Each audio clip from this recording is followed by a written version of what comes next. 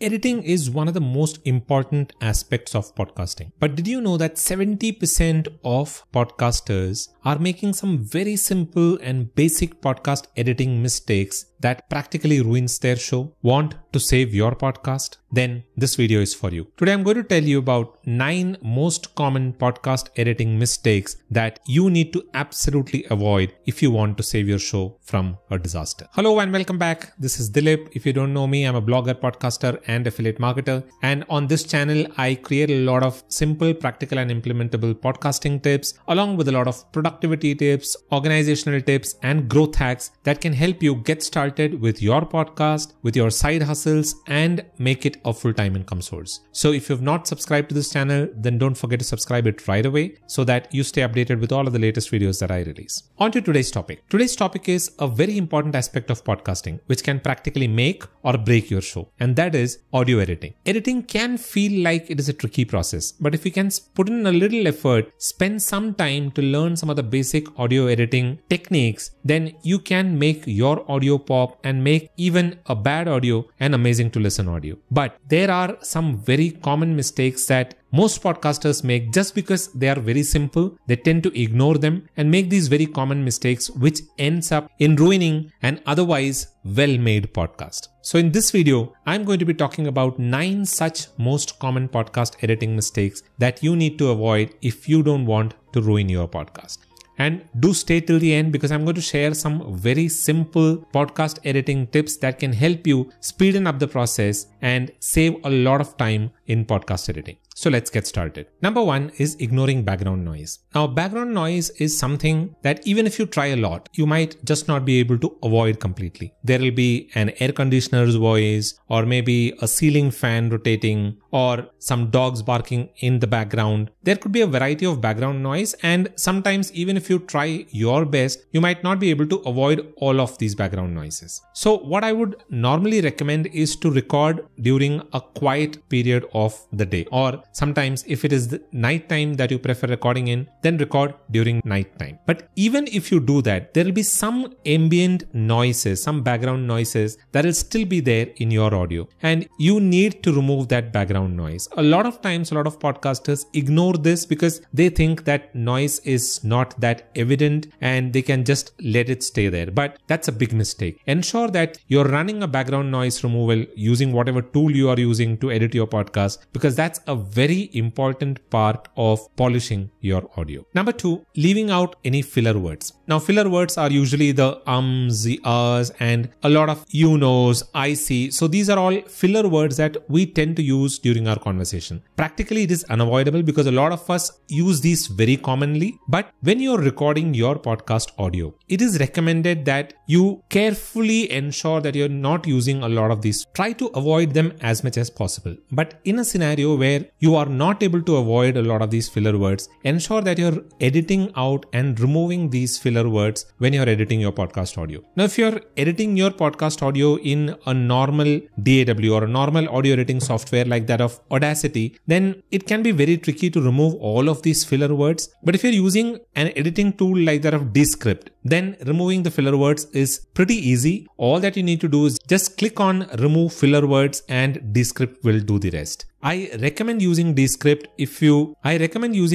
for your first level audio editing if you want to speeden up the audio editing process. I'll leave a link to Descript in the description box below. Go ahead and check out this software. It is a very handy software that can help you get clips done for promoting your podcast. It also has an online interviewing tool, which is something that you can use to record your interviews. And the software in itself is very powerful, and most of the editing can happen with a few simple clicks. So go ahead and check out Descript. Now you can use Descript, remove all of these filler words, then export the audio into Audacity if you prefer doing that, and do some of these basic audio polishing that I would usually call it as audio polishing because it gives a slight pop to your audio and makes your audio listenable and pretty good on the ears. So you can do that. But whatever is the process that you follow, ensure that you're removing these filler words if those filler words are too much straining on the ears. But if it's one-off words here and there, then you can simply ignore it. Number 3 is over-editing your episodes. Now, this is again something that I've seen a lot of podcasters do. Some of the podcasters, what they do is they reduce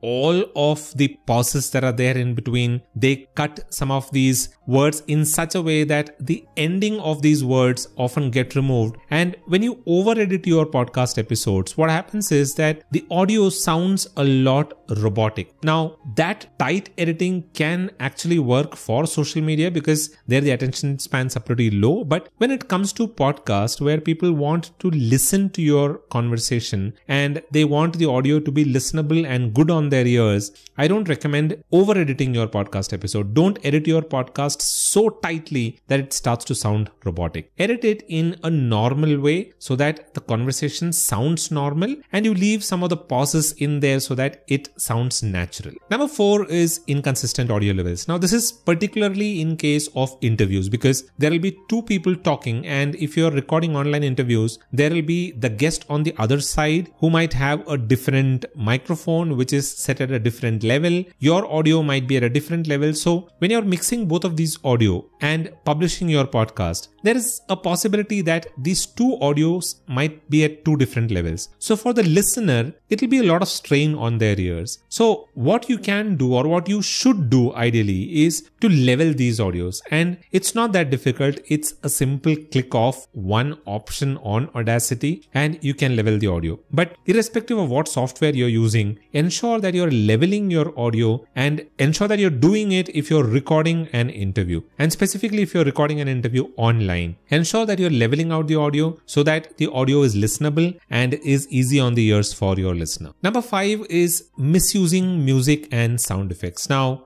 with a lot of the podcasting gear evolving, and you might have seen some of these hardware that comes with inbuilt audio effects like the Rodecaster Pro, which has a lot of inbuilt effects that a lot of podcasters use. Now, when you have that kind of hardware, you tend to use it, but you tend to overuse it as well. Now, if you add in a lot of these audio effects and music into your podcast, it can be straining on the ears. Sometimes your listeners might not be very comfortable listening to so much of audio effects and so much of music in your podcast, which actually drowns the entire conversation. So use sound effects, use music, but use it judiciously. Like for example, you can use audio effects if there are segments, there is a transition that you're showing in your podcast. You can obviously go ahead and use some of these audio effects. And you can use music for your intro, your outro, but don't overuse this music. If at all you want to use a music throughout your podcast episode, then I would say that you should keep it at a pretty low level so that it's a very subtle music that plays in the background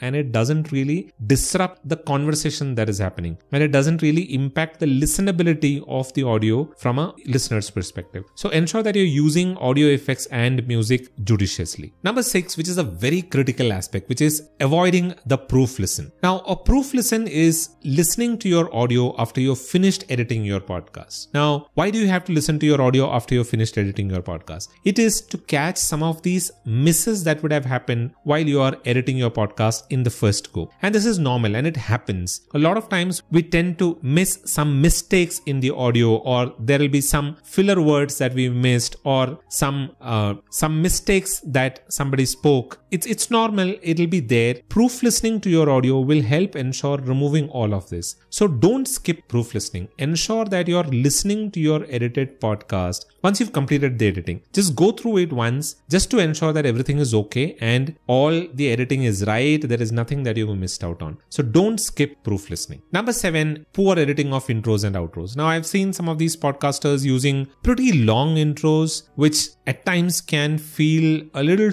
too dragging or a little too monotonous. Know that your listener is there to listen to the conversation or listen to the episode. They are not there to listen to a long winding podcast intro. So keep your podcast intros short and to the point. And when you are editing your podcast intro, edit it in such a way that you are eliminating anything that is unwanted, but keeping anything that is important. Use a good music and create a good podcast intro. At the same time, when you're editing editing your podcast outro, ensure that you're using a very subtle music for the outro, because the outro is supposed to be something that transitions out of the conversation or transitions out of the episode. So the listener should know that they are towards the end of your podcast episode, and the transitioning out should be smooth and easy on the ears. So ensure that you're spending some good time using some good music in mixing your podcast outro into the conversation towards the end of the audio. So spend some time to do that. That'll give your podcast episode a nice pop, a nice listenability, and it'll polish your podcast episodes. Number 8 is not editing out some of these long pauses. Now, if you're in an interview, there is a possibility that a lot of times when you ask a question, your guest might take a few seconds to think and then respond. Or even if you're doing a solo episode like the one that I am doing right now, a lot of times I take a few seconds to think through on what is it that I need to talk about next. So there is this pauses that come into the audio. Now you can leave that pauses in there, but then when you do that, it kind of creates a discomfort for your listener because they don't know if there is anything that is going to come after that pause, because they hear dead air, silence, and they don't know what is going to happen next. So it is advisable that you remove these long pauses, you remove these dead air, keep it short. There is a one-click option that is there on Audacity, but if you're using Descript, removing long pauses, dead air and all is pretty simple in Descript. All of that can be done in a single click. But whatever tool you're using, ensure that you're editing out those long pauses, because that is very uncomfortable on the ear for your listener. Number 9, failing to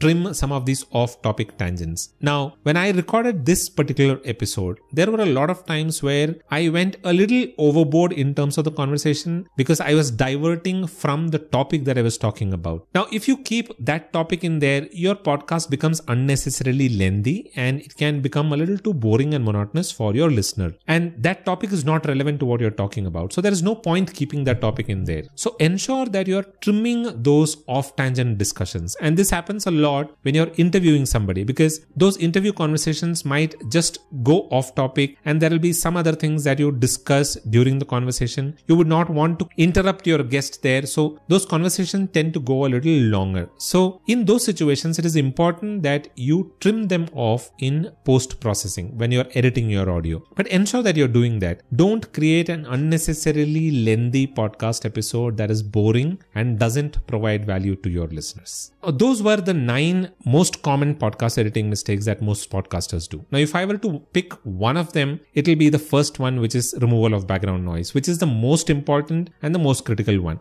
Don't ignore it. Remove background noise. Even if you feel that there is no background noise in your audio, do a background noise removal. You will see that your audio comes out polished and better in terms of listenability. Keep in mind that even if your content is amazing, if your audio quality is not listenable, then your listeners are going to tune out. But when I say listenable audio quality, you don't want to be spending a lot of money on podcasting equipment. You can be a little careful when you're recording your podcast audio and then spend a little more time during podcast editing to polish your audio and make your audio amazing and listenable. You don't need to be spending a lot of money on podcast equipment, but you will need to spend time to learn podcast editing and to learn some of these simple tips and tricks to edit your podcast and make it listenable for your audience. Now, in the beginning, I told you I'll be sharing some very simple tips to speeden up your podcast editing process. Now, I have some very simple videos that I had recorded earlier, which can help you automate Audacity. I'll leave it in the description box below. It should be there somewhere in the I button here. You can go ahead and watch that video. In that video, I show you how to automate Audacity and save a lot of time. Now, another simple tip that I have is if you're editing your podcast audio, edit it at 1.5x speed. At 1.5x speed, you will still be able to hear the conversation clearly and you'll be able to speeden up your podcast editing process. You'll be cutting down on your podcast editing process by almost 50%. So go ahead and try it out. I have a video again that I created on this fast editing process. I'll leave a link to it in the description box below. Go ahead and check it out. It should help you speeden up your podcast editing process. So those were the 7 most common podcast editing mistakes that most podcasters make, which ruins their podcast. Ensure that you're not making these mistakes if you want results for all of the effort that you're putting in to create those episodes. I hope you enjoyed what I shared today. If you did, then do give this video a thumbs up, because that will help a lot of other people find this video and benefit from it. And if you've not subscribed to this channel, then don't forget to subscribe to this channel, and don't forget to hit the bell notification so that you stay updated with all of the latest videos that I release. And if you have any questions, you can leave them in the comment section below. I'll respond to all of that. That is all that I have for this video. I'll be back again the next week with another interesting discussion around podcasting. Until then, keep watching. This is goodbye from Dilip.